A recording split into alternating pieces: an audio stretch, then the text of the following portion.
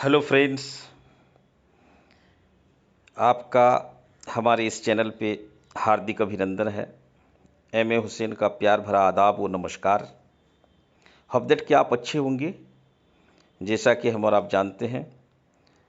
और ये series objections handling का है और ऑब्जेक्शंस हैंडलिंग के क्रम में हम लोग आज ऑडियो वीडियो नंबर 5 पे पहुंच चुके हैं। आज कंक्लूड करना चाहूँगा इस सब्जेक्ट को।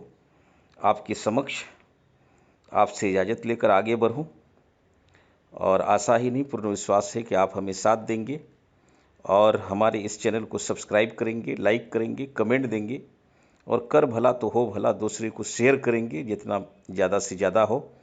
और आने वाला ऑडियो वीडियो का नोटिफिकेशन आपको पहले मिले, इसलिए आप सब्सक्राइब करना ज़रूरी है। आप सब्सक्राइब भी करें और यही कार्य का कुछ फल भी मिल जाता है तो अच्छा लगता है।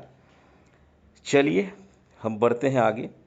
इस क्रम में जैसे कि हम और आप किसी के समक्ष पहुंचते हैं तो वो मेरा प्रोस्पेक्ट होता है और उनके सामने अपने आप को जब हम रखते हैं तो हम अपना प्रेजेंटेशन देते हैं।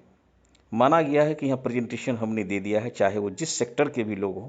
यहाँ कोई उदाहरण ले लेते हैं ताकि इसको किसी भी से तुलना कर लिया जाए, चाहे इंश्योरेंस इंडस्ट्री हो, चाहे वो रियल इस्टेट इंडस्ट्री हो, चाहे हॉस्पिटलिटी इंडस्ट्री हो, चाहे वो ऑटोमोबाइल इंडस्ट्री हो, चाहे वो MLM या डायरेक्ट सेलिंग या नेटवर्किंग इंडस्ट्री हो। अगर MLM का ही एक उदाहरण ले लिया जाए तो बाकी सब चीज़ों पर वैसे ही कमोबेश लागू होगा। मान लीजिए कि हमने किसी प्रोस्पेक्ट के सामने प्रेजेंटेशन दिया, तो प्रेजेंटेशन में मैंने क्या दिया? तो आमतौर पर मैंने प्रोडक्ट दिया या सर्विस के बारे में बताया या प्रोडक्ट के बारे में बताया, या जो मैं सर्विस या कोई एक आइडिया शेयर करता हूँ, आइडिया के माध्यम से कोई मेरा एक प्रोडक्ट है आइडिया, तो उस आइडिया को बताया। तो मैंने प्रोड्यूस किया, प्रेजेंट किया या अपना पेश किया, उनके सामने रखा। तो बात रखने के क्रम में 3 क्लासिफिकेशन में अगर आप रखने में कामयाब हुए हैं, मगर प्रश्न वो इस दौरान जितना भी करे उतना अच्छा है, क्योंकि जो आदमी जितना चाहता है वो प्रश्न करना चाहेगा, वो पाना चाहेगा, अंदर तह तक वो पहुंचना चाहेगा, डेप्थ और गहराई तक वो उतरना चाहता है। तो हम उनको क्रिटिसाइज नहीं करेंगे, उनकी ईगो हर्ट नहीं करेंगे, बहुत ज़्यादा हम दलील नहीं देंगे, उनका हम दिल जीतेंगे और डील जीतेंगे। डील अगर दलील बहुत ज़्यादा देंगे तो मैंने जैसे बताया है कई वीडियो में, तो आप डील हार जाएंगे। इसलिए ड्रीम्स और नीड बेस्ड हम बात करेंगे और जिन रिजोनेट करेंगे जो प्रेजेंटेशन आपने दिया है। खास करके प्रेजेंटेशन में रिलेशंस और इमोशंस को बनाए रखने के लिए पहला जब आप गए हैं तो पहला वर्गीकरण, 3 वर्गीकरण आप फॉलो किए हैं या नहीं। पहला क्लासिफिकेशन है, पहला वर्गीकरण ये है कि आपने उनके साथ रिलेशन और इमोशंस के साथ ठीक से ग्रीटिंग्स, अभिनंदन या बैठने का माहौल या रेपो बिल्डिंग या इमेज बिल्डिंग या चारों तरफ से कुछ जो बिखरा पड़ा सा कुछ सामान है या टीवी चल रहा है या अखबार पढ़ रहा है लोग या कोई ये है, तो समय का महत्व बताते उसको ठीक ढंग से कंट्रोल करके उसका अपॉइंटमेंट को सही से आमने सामने रूबरू होके बैठे सिटिंग किए हैं कि नहीं। अगर आपका यहाँ तक रेपो और इमेज बिल्डिंग हो चुकी है तो ओपनिंग आपका हो चुका है।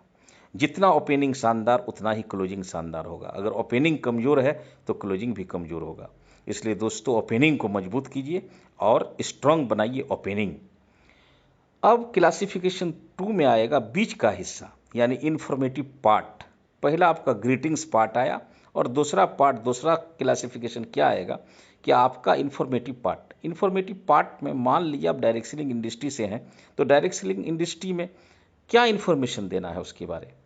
उसमें देना है कि P1 यानी प्रोफाइल क्या है, कौन सा प्रोफाइल को लेके उनके यहाँ पहुँचे हैं। P2 में प्रोडक्ट्स बता देनी है।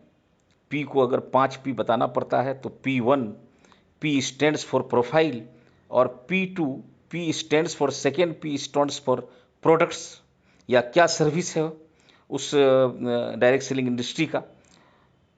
तीसरा थर्ड P स्टैंड्स फॉर आपका प्लान, यानी प्लान किस किस्म का है, लीगल है, क्वालिटी के साथ कैसी सर्विस है, किस तरीके से उनको फ़ायदा पहुंचाता है, लोगों के लिए कैसा काम कर रहा है, अच्छे से उनको बताया जाए।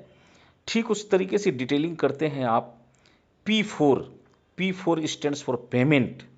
पेमेंट का डिस्ट्रीब्यूशन कैसा है, कब पेमेंट मिलता है, कितने तारीख को मिलता है, वीकली है या आपका ले रहे हैं आप, या 15-15 दिन पर है, या डेली पेमेंट है बहुत सारी डायरेक्ट सेलिंग इंडस्ट्री में, या आपका मंथली पेमेंट है, जनरेशन है, प्लान का है या बाइनरी का है।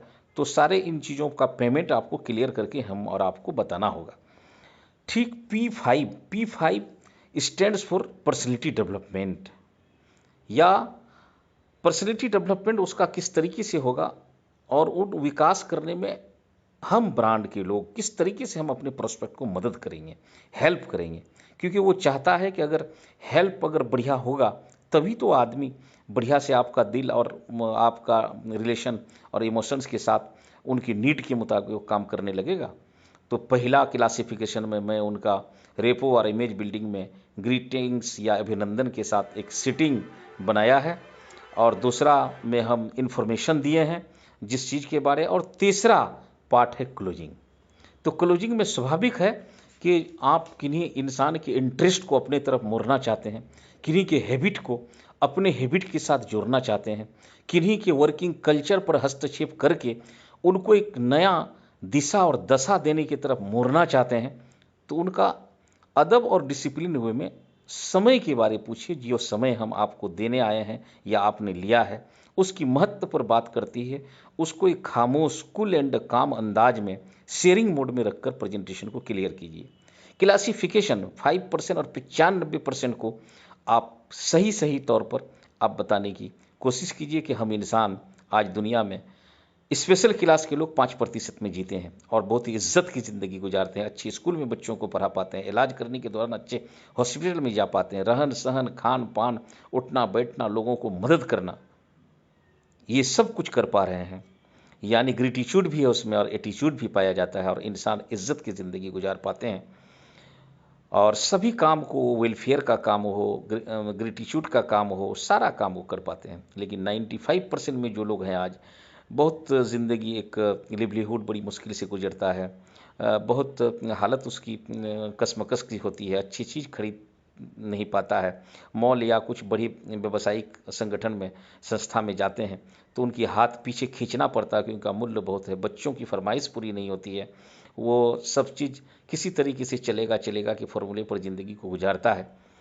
तो ये बातों पर उनको तरफ ध्यान आप आकृष्ट करना होगा। और वो जो आप प्रेजेंटेशन के दौरान आपको जॉब कर रहा है या कोई प्रोफेशन में है या कोई बढ़िया सा काम में है, तो उनको सराहना करते हुए कि उनको उसी से उनकी पहचान है। हम लोग गलती ये करते हैं कि कभी कभी उनकी जॉब को या उनके काम को बहुत बड़ा नहीं करके अपने काम को बहुत बड़ा बताने लगते हैं, तो यहाँ हम गलत करते हैं। नहीं, जिससे आप अभी जिस एग्जिस्टिंग पोजीशन पे वो है, वो अगर आप करते हुए आप बढ़िया कर रहे हैं, उनके साथ साथ साइड में या फुल टाइम उनसे अगर वो नाराज़ है तभी वो फुल टाइम कर सकता, नहीं तो पार्ट टाइम की बात करके बढ़िया सा अगर समय निकाल के अपनी अपॉर्चुनिटी को रखने की उससे इजाज़त लिया जाए और इजाज़त लेके बढ़िया से बात किया जाए, तो आपका बॉडी लैंग्वेज और आपका बात करने का लबो लहजा, इससे वो पूरा आपके एक्शन से वो प्रभावित होता है। यानी कम शब्दों में आपको ज़्यादा बात रखने की कला आनी चाहिए और टू द पॉइंट बात करने की कला आनी चाहिए।